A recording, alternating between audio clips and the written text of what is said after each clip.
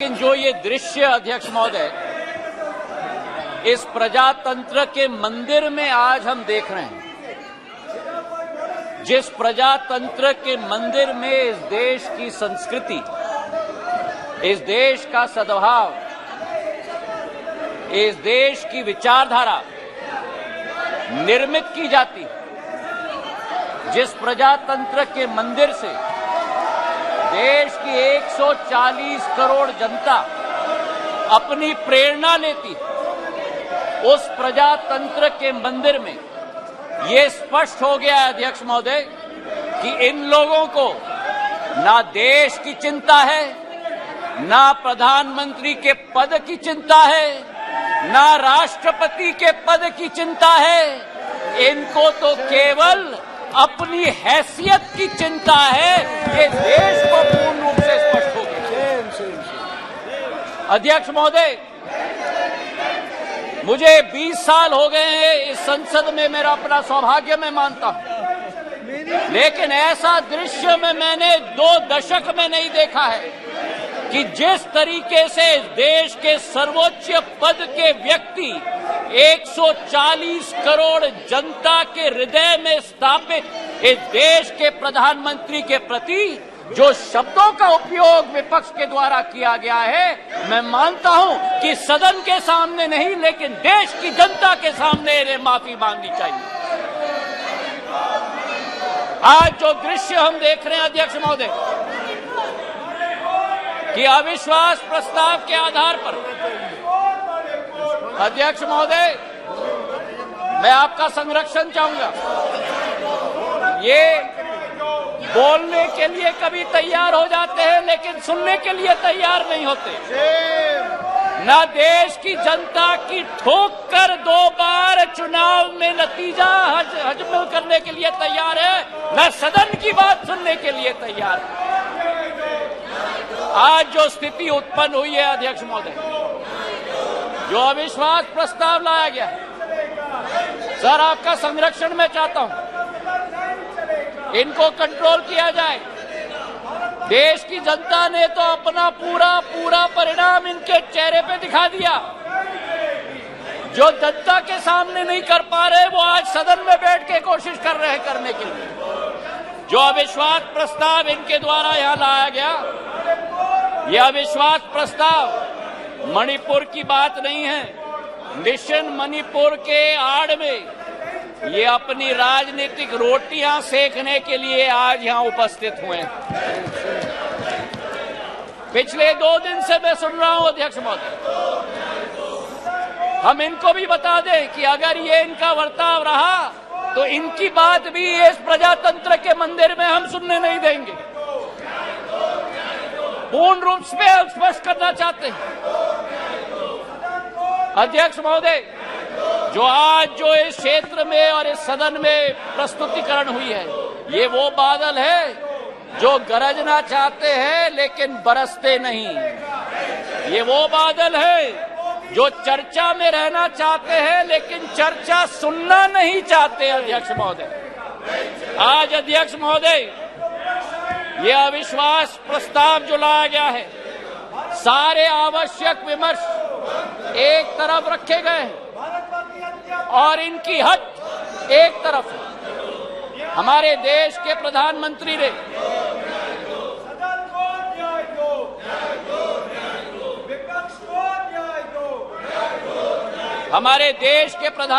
ने सभापति महोदय सदन के बाहर मणिपुर पर संवेदनशीलता के साथ बयान दिया, लेकिन इनका हट है कि बयान सदन के अंदर दें।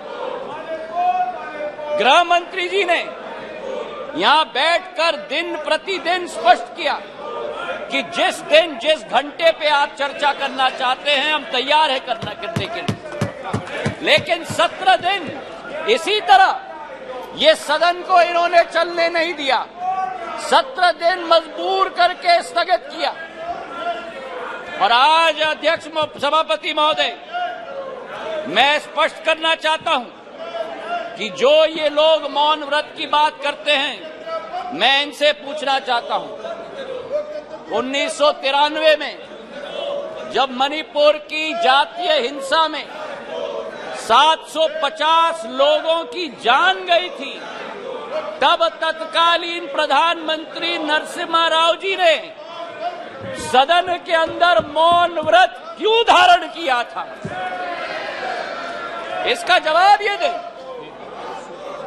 और केवल सन 1993 में नहीं, लेकिन 2011 में जब मणिपुर में 123 दिन ब्लॉकेड चला, जातीय हिंसा चली, तब उस समय में भी तत्कालीन प्रधानमंत्री मनमोहन सिंह जी ने सदन के अंदर मौन व्रत क्यों धारण किया था? इसका उत्तर भी ये लोग दें। तो सभापति महोदय, मैं आपसे पूछना चाहता हूं कि ये अगर दोगली राजनीति नहीं है, ये अगर पॉलिटिक्स ऑफ कन्वीनियंस नहीं है, तो क्या है? मैं पूछना चाहता हूं। आज सभापति महोदय, लोकतांत्रिक व्यवस्था पर मैं इनको भाषण नहीं दूंगा, लेकिन जो इनकी अवसरवादी सोच है, उसका पर्दाफाश पूरे देश के जनता के समक्ष में रखना चाहता हूं। ये जो समूह है I.N.D.I.A. इस समूह में एक प्रोफेसर हैं जो मोरालिटी की बात करते हैं, सिद्धांतों की बात करते हैं, मूल्यों की बात करते हैं, लेकिन प्रतिनिधित्व वो एक ऐसे दल के करते हैं जिन्होंने भ्रष्टाचार की नई कीर्तिमान स्थापित की है। इस I.N.D.I.A. समूह में एक ऐसी समूह की नेत्री है, जिस समूह की नेत्री सोचती है कि कश्मीर को भारत के साथ जोड़ना सबसे बड़ी भूल है। ये इनका असली चरित्र है। मुझे लगता है आप बहाना ढूंढ रहे हैं बाहर जाने का। ये उचित नहीं है, ये उचित नहीं है। कार्यकर्ता ने आपने अविश्वास प्रस्ताव लाया, उसका उत्तर सुनिए आप। ये बिल्कुल मर्यादाहीन व्यवहार करना, उसके बाद वॉकआउट करना, ये लोकतांत्रिक संसदीय व्यवस्था की दृष्टि से उचित नहीं है। नो, बिल्कुल गलत बात है ये। आपका इस प्रकार से बहाना लेकर के बाहर जाना, ये बिल्कुल संसदीय व्यवस्था का अपमान है। ये बात करवा करके नोट करिए आप लोग, प्लीज। Honourable minister, please.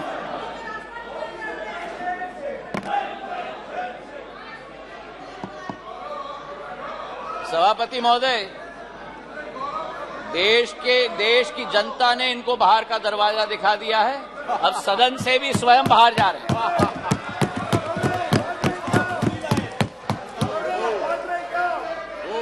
इन्हें तो सभापति महोदय अपने अविश्वास प्रस्ताव पे स्वयं ही विश्वास नहीं है।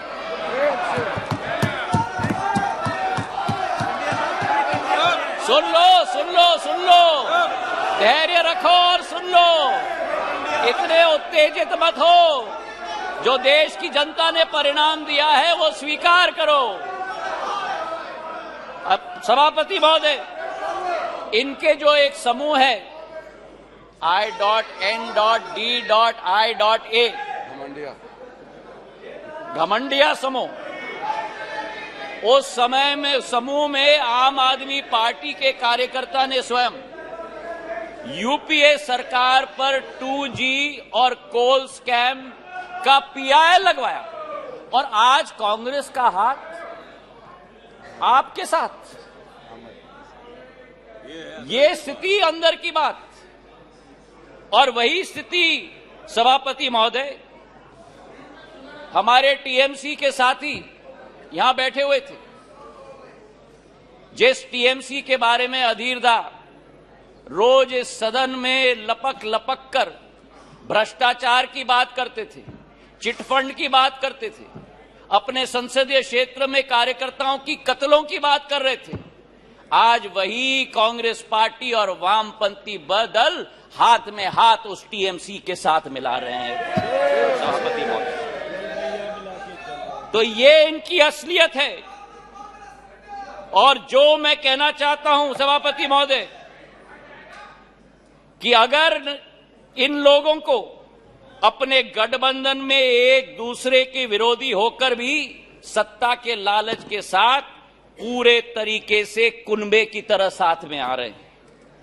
आरजेडी और जेडीयू की बात करें, लालू प्रसाद यादव जी पर जो रोजगार का आरोप लगाया था, जमीन पर रोजगार का एक्ट का आरोप लगाया था, वो जेडीयू के वर्तमान के अध्यक्ष ने स्वयं सीबीआई को सबूत अपने हाथों से दिलवाया था और आज दोनों हाथ में हाथ मिलाकर चल रहे हैं।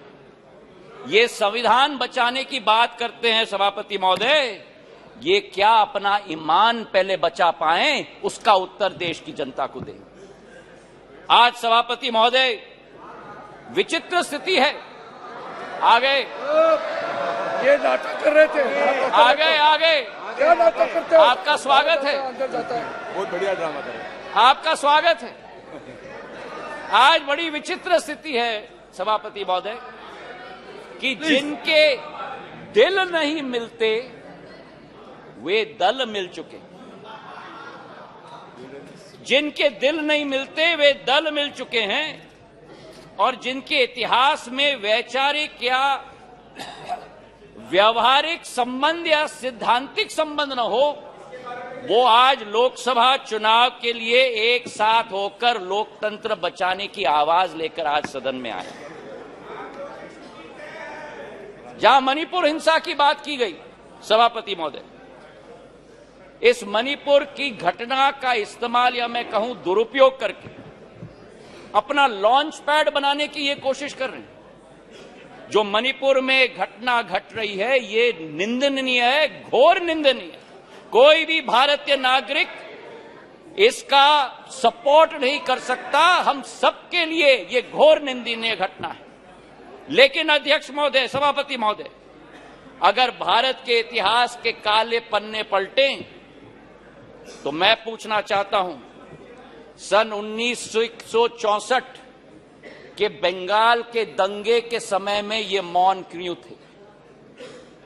और अगर सन 1964 की हम बात न करें तो सन 84 के सिख दंगों के समय में जब 4000 हमारे सिख भाई बहनों को जिंदा जलाया गया था, तब ये मौन क्यों थे?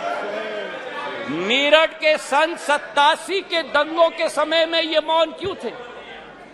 और सन 1990 से 30 साल जो कश्मीर में 40,000 लोगों की मौत हुई और कश्मीर जल रहा था, तब ये मौन क्यों थे? और मैं अधीर रंजन जी का जो शब्द था, जो अंग्रेजी का कोटेशन उन्होंने दिया, इन सभी समय में एवरी मॉर्निंग सभापति महोदय, new widows were हाउलिंग, every morning new children were crying, every morning new houses were falling. और मूक दर्शक के रूप में हमारे ये साथी बैठकर सरकार में बैठे हुए थे। आज यहां बैठकर गौरव गोगोई जी ने, सबर रखो, सबर रखो, आराम से सुनो, सबर रखो, थोड़ा सीख लो। गौरव गोगोई जी ने आसाम अकॉर्ड की बात की। जिस आसाम अकॉर्ड की बात की, उस आसाम अकॉर्ड का क्रियान्वयन कांग्रेस की सरकार ने कभी की? आज मैं पूछना चाहता हूं कि हमारे पड़ोसी देश बांग्लादेश के साथ 68 वर्षों में हमारे बॉर्डर को निर्धारित नहीं किया था। 2014 में जब प्रधानमंत्री जी ने शपथ ली, 1 साल के अंदर बांग्लादेश का बॉर्डर निर्धारित करने का काम प्रधानमंत्री नरेंद्र मोदी जी ने किया। अगर सच्चाई मैं बताऊं, प्लीज प्लीज उत्तेजित मत हो, उत्तेजित मत हो गौरव। नो नो, अगर बोलते हो तो सुनने की क्षमता रखो, सुनने की क्षमता रखो। बैठिए, जनता ने गौरव आपकी चिल्लाने को आप बैठ जाइए, बैठ जाइए। सभापति महोदय, सभापति महोदय, नॉर्थ ईस्ट की सारी समस्या कांग्रेस की तुष्टीकरण की राजनीति के साथ शुरुआत हुई, जब उनको अपनी फायदा नॉर्थ ईस्ट में विदेशी घुसपैठियों को अंदर लेकर उनको नागरिकता देने की कावियात की शुरुआत और शरण और पहचान देने की कावियात की शुरुआत। चार्जशीट सभापति महोदय बड़ी लंबी है। 1960 के दशक में जब मणिपुर में अलगाववादी समूह ने हिंसा की शुरुआत की, जब वो जन्म हुआ तो वो कौन था जो उनके साथ बैठकर चर्चा करने के लिए तैयार था? वो कौन था जिन्होंने उनके साथ बैठकर समझौता किया? और आप भूल गए 1993 में जब 123 दिन मणिपुर जल रहा था, आपकी सरकार यहां भी थी, आपकी सरकार यहां भी थी, आपकी सरकार यहां भी थी और आपकी सरकार वहां भी थी। और आज आप मणिपुर के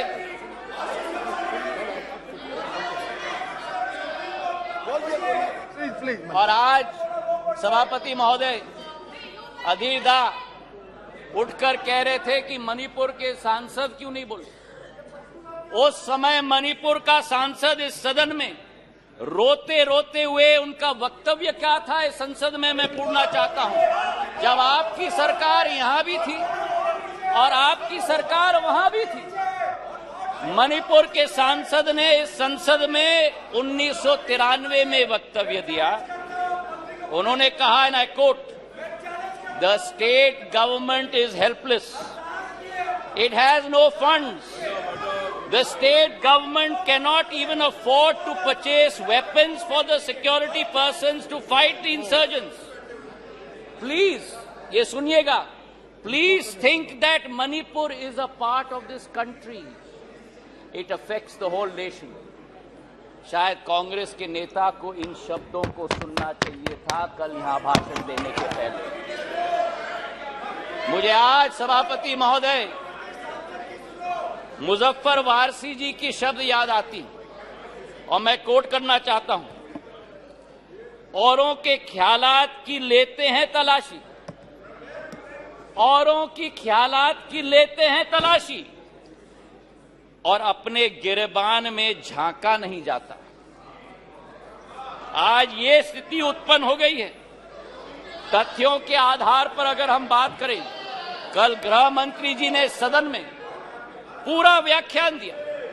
इनके मंत्री संतरी न तंत्री एक बार भी मणिपुर गए।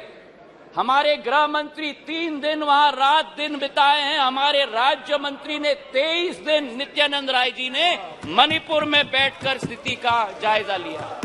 आज राहत राशि वहां पहुंची है, अनाज पहुंचा है, वर्चुअल सिस्टम से स्कूल्स चल रही हैं, आर्मी की फोर्स पहुंची है, इवैक्यूएशन में हम मदद कर रहे हैं। जो भी हम लोग कोशिश कर रहे हैं, और आंकड़े की आप बात करते हो तो आंकड़े की पुष्टि करो।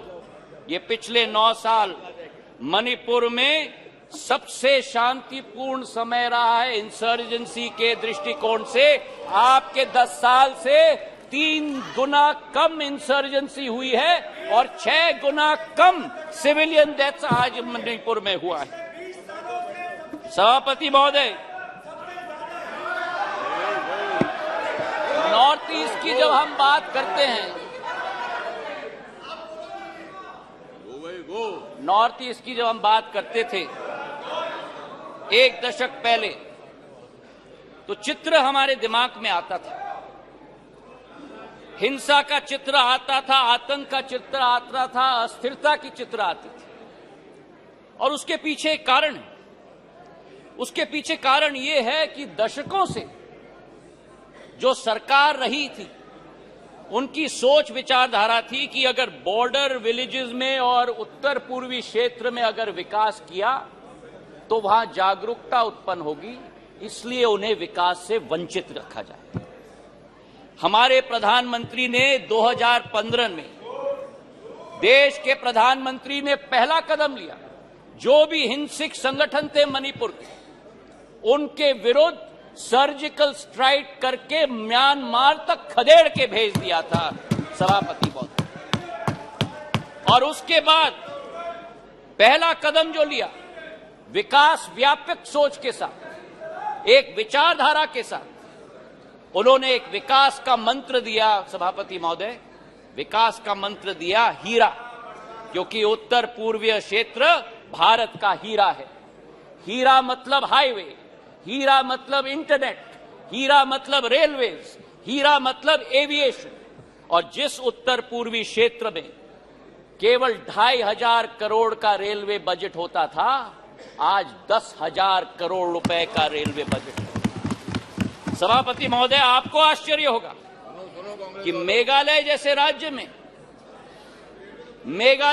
राज्य को 100 साल इंतजार करना पड़ा जब तक प्रधानमंत्री नरेंद्र मोदी जी नहीं बने कि मेघालय को अपने 100 साल में पहला स्टेशन मिला जब बीजेपी और एनडीए की सरकार बनी। नागालैंड को 100 साल बाद शोकुवी में एक रेलवे स्टेशन, दूसरा रेलवे स्टेशन मिला।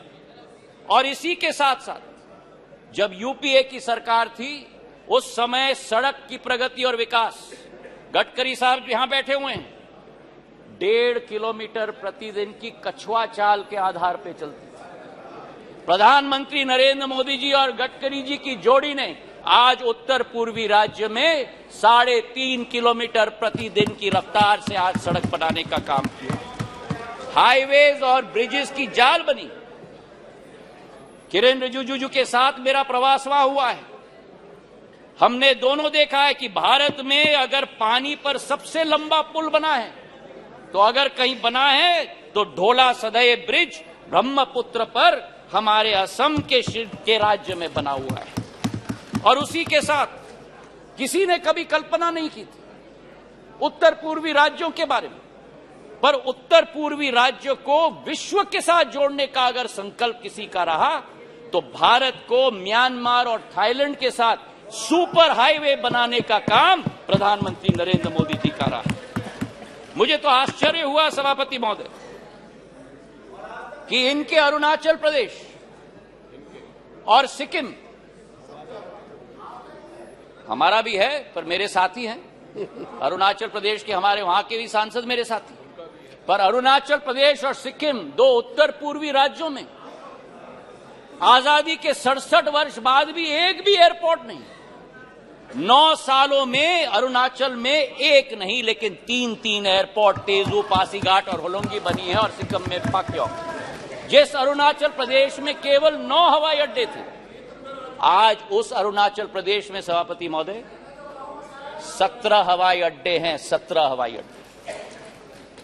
जो 7 सिस्टर्स कहलाती थी, उस समय में ये 7 निग्लेक्टेड सिस्टर्स थी। लेकिन प्रधानमंत्री जी के आने के बाद आज उत्तर पूर्व में प्रधानमंत्री जी के पूर्वोदय के मंत्र के साथ विकास का एक नया उदय पूर्वोदय में हो रहा है। मुझे दुख भी हुआ सभापति महोदय, और मुझे आश्चर्य भी हुआ। हमारी कोशिश रहती है कि इस संसद में कभी भी व्यक्तिगत आक्षेप, हम एक दूसरे के साथ सहमत न हो, हम एक दूसरे की नीतियों पर, हमारी नीयत पर कटाक्ष जरूर करें, पर व्यक्तिगत आरोप कभी नहीं होना चाहिए। और जो आरोप इस हाउस में किया गया कल सभापति महोदय, मुझे आश्चर्य भी हुआ और दुख भी हुआ जब राहुल गांधी जी ने सदन में कहा कि प्रधानमंत्री के लिए मणिपुर हिंदुस्तान का भाग नहीं।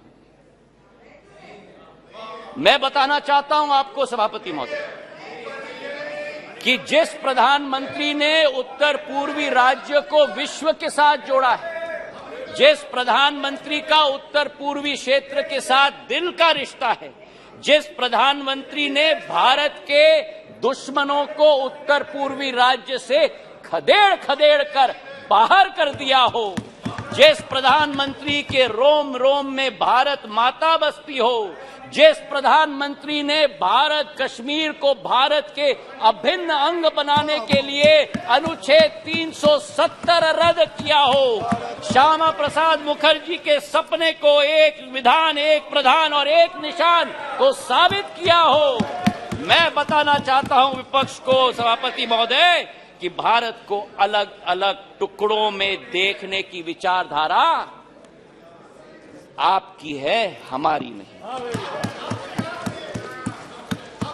हमारे सभापति महोदय, बैठो बैठो बैठो, आराम से बैठो। आपने ही चेंज कराया मुझे, कान खोल के सुन लो, सत्य सुन लो, आपने ही चेंज कराया। अब मेरा मुंह मत खुलवाना। सभापति महोदय, जिस अविश्वास प्रस्ताव को ये लेके आए, इसका सत्य देश की जनता के समक्ष होनी चाहिए। जिस तरह से एक एक वर्ग का विश्वास तोड़ा गया है और जिस तरीके से प्रधानमंत्री जी ने एक एक वर्ग का अविश्वास को विश्वास में परिवर्तित किया है, वो सत्य आज इस सदन के द्वारा देश की जनता के समक्ष जानी चाहिए। किसान, सभापति महोदय, इस देश की रीढ़ की हड्डी, 60% आबादी हमारी कृषि प्रधान राष्ट्र है, लेकिन अगर किसान का पीठ तोड़ने वाला कोई कालखंड रहा तो 2014 के पहले रहा।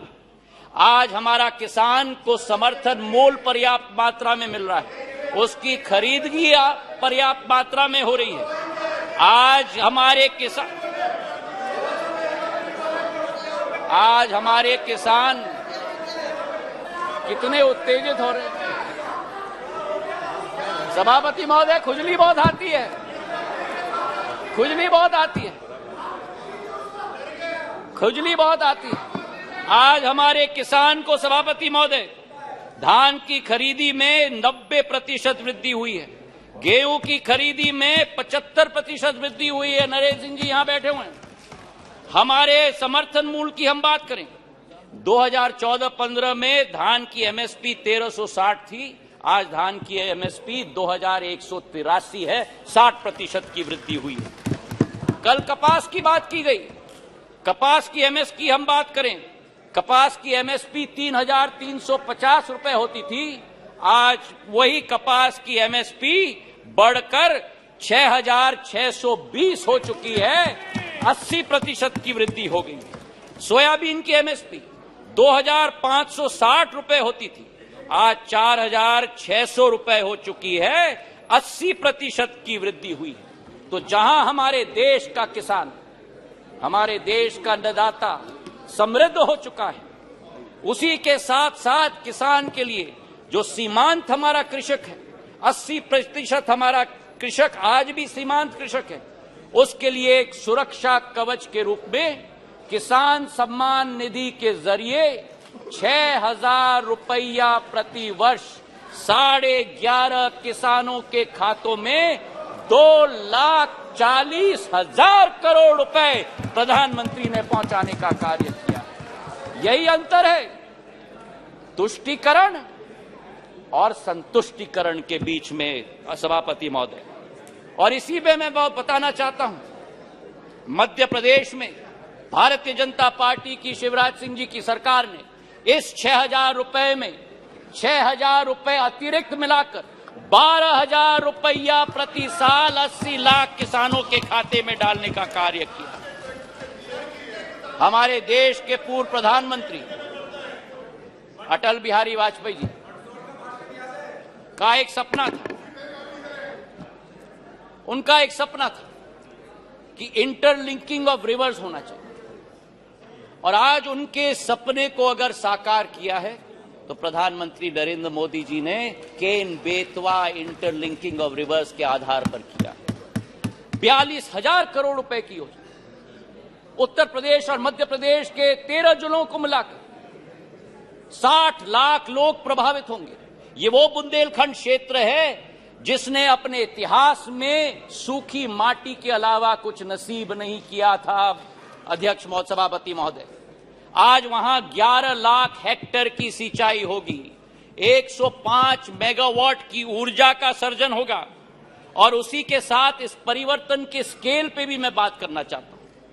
यह परिवर्तन का स्केल आजादी से 2003 तक 56 साल कांग्रेस की सरकार रही, 56 साल 7.5 लाख हेक्टेयर की सिंचाई हुई थी, और 20 वर्ष में 2003 से 2023 तक 20 वर्ष में 45 लाख हेक्टेयर की जमीन की सिंचाई हुई है, 6 गुना। और जहां अब फिर उत्तेजित हो गए, और जहां 56 वर्ष में 7.5 लाख हेक्टेयर की सिंचाई की योजना दी, वहां प्रधानमंत्री नरेंद्र मोदी जी की सरकार ने एक योजना में 10.5 लाख हेक्टेयर की सिंचाई की योजना दिलवाई। ये इसी बात का उदाहरण है सभापति महोदय कि डबल इंजन यानी डबल विजन। तुष्टीकरण से किसान का भला नहीं होता, बल्कि संतुष्टीकरण से ही किसान का भला होता है। गरीबों की अगर हम बात करें हमारे सभापति महोदय, योजनाबद्ध तरीके से गरीबों को बैंक के अकाउंट से अलग रखा गया। हमारे देश के पूर्व प्रधानमंत्री ने कहा कि जब 1 रुपया भेजा जाता है केवल 15 पैसे खाते में पहुंचता है, मतलब 85 पैसे बिचौलियों की दुकान के आधार पर जाते।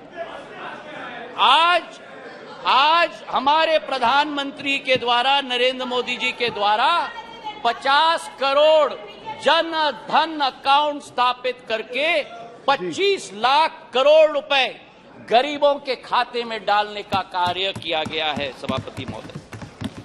हमारे गैस के कनेक्शन उज्ज्वला महिलाओं के लिए, हमारे घरों के 3.5 करोड़, हमारे क्षेत्र, हमारे देश की जनता को उत्पन्न करने के लिए हमारे प्रधानमंत्री जी की सोच।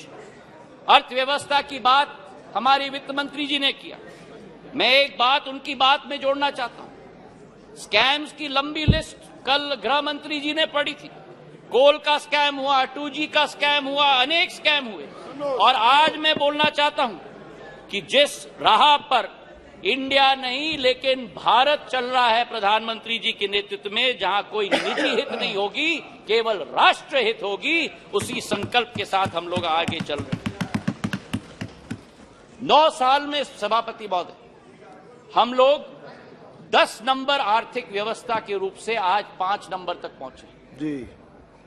ये एक बहुत बड़ी उपलब्धि है। लेकिन आज मुझे आश्चर्य है जब कहा जाता है कांग्रेस के एक नेता के द्वारा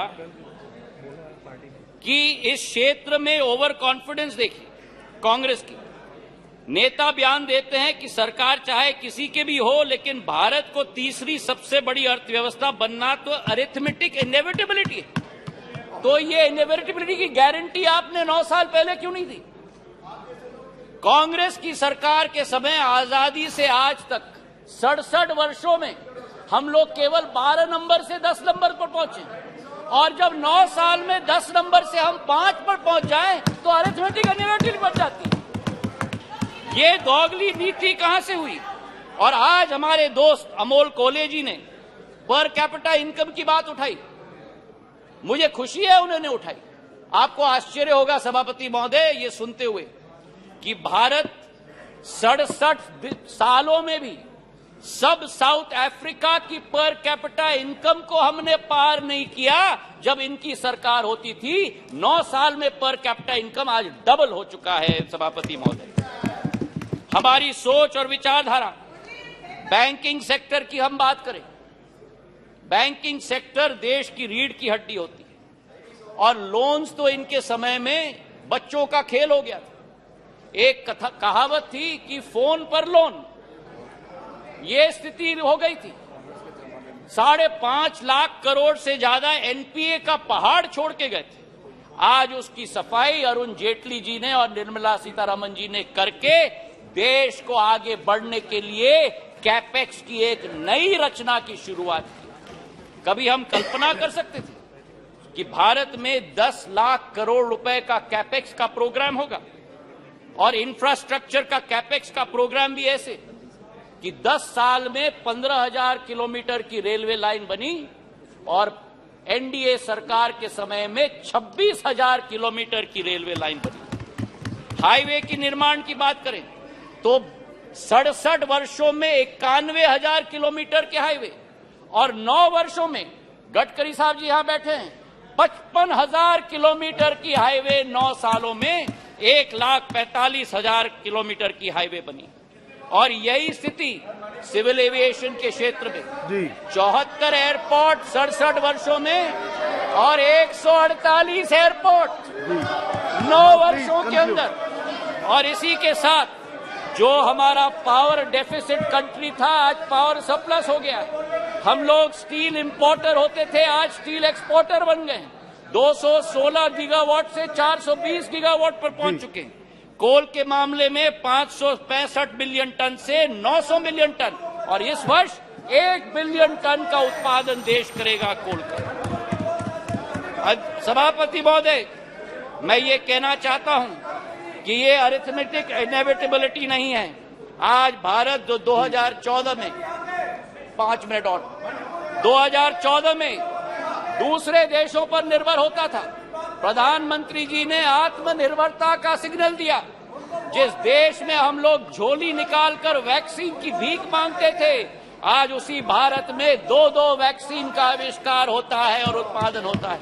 220 करोड़ टीके लगते हैं, कोविन का एप्लीकेशन लगता है, एप्पल से एयरबस मैन्युफैक्चरिंग फैसिलिटी लगा रही है, सेमीकंडक्टर से चंद्रयान 3। आज भारत का तिरंगा झंडा भारत में नहीं, विश्व में नहीं, चांद पर लगाने का संकल्प प्रधानमंत्री जी का है। ऑटो के सेक्टर में 7 नंबर से 3 नंबर, टेलीकॉम के सेक्टर में 12 नंबर से 2 नंबर।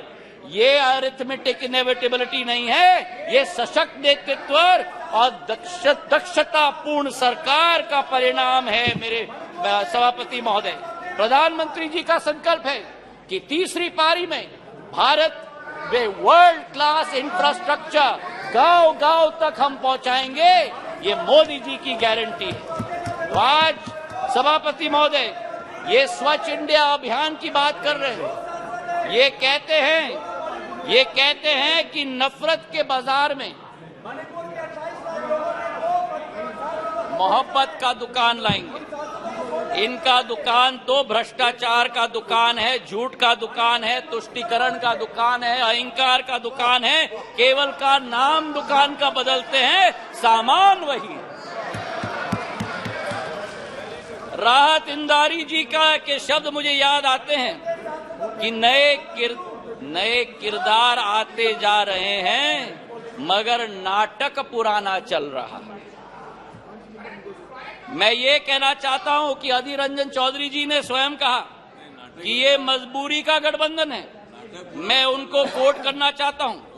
उन्होंने एक इंटरव्यू में कहा था, अधीरदा ने, सबको लगा है कि इस समय जो मोदी शाह का जगरनॉट चलते हैं, सबको लगा है कि इस समय जो मोदी शाह के जगरनॉट चलते हैं, सबको एकजुट होना जरूरी है। ये मजबूरी है। पॉलिटिक्स में तो मजबूरी रहती है। आज ये अविश्वास प्रस्ताव इसलिए लेके आए हैं। मैं ये पूछना चाहता हूं कि कौन सी इंडिया की आवाज ये उठाते हैं जब विदेश जाकर 2 इंडियाज की बात करते हैं। ये कौन सी इंडिया की आवाज उठाते हैं जब गलवान में हमारे सेना के शौर्य और उसी के साथ सर्जिकल स्ट्राइक पर उंगली उठाते हैं। ये कौन से इंडिया की आवाज करते हैं जो कोरोना जैसी भीषण समस्या में राजनीति पर उतर जाते हैं। और आज पिछले 2 दिनों से सभापति महोदय, मैं सुन रहा हूं विपक्ष को, कोई महाभारत की बात कर रहा है, कोई रामायण की बात कर रहा है, कोई राम की बात कर रहा है, कोई रावण की बात कर रहा है। अच्छा है कि आज धर्म की बहुत याद आई इनको। कोई जनेऊधारी है, कोई मंदिर की परिक्रमा कर रहे हैं, कोई यज्ञ आयोजित कर रहे हैं, कोई पार्टी तो अपने संकल्प पत्र में डाल रहे हैं कि राम वन गमन पथ का हम संकल्प करते हैं। मैं इनको स्पष्ट रूप से बताना चाहता हूं, ये मुखौटा नहीं चलेगा। हमारी देश की आज 140 करोड़ जनता की आस्था और पीढ़ियों की सपना, हमारे मर्यादा पुरुषोत्तम भगवान राम का भव्य मंदिर अयोध्या में प्रधानमंत्री नरेंद्र मोदी बनाने जा रहे हैं।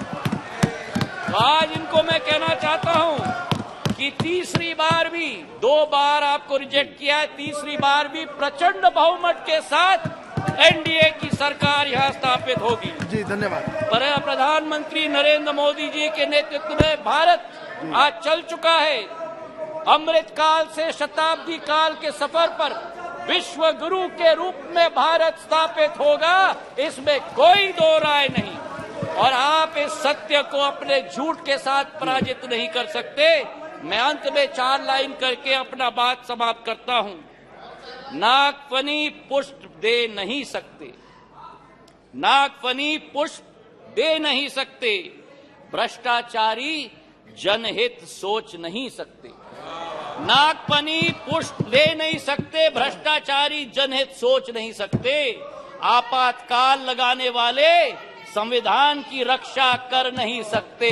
जनता विरोधी की जिनका रहा है इतिहास, कितने भी चेहरे बदल ले, कितने भी चेहरे बदल ले, जनता के हो नहीं सकते। जी धन्यवाद।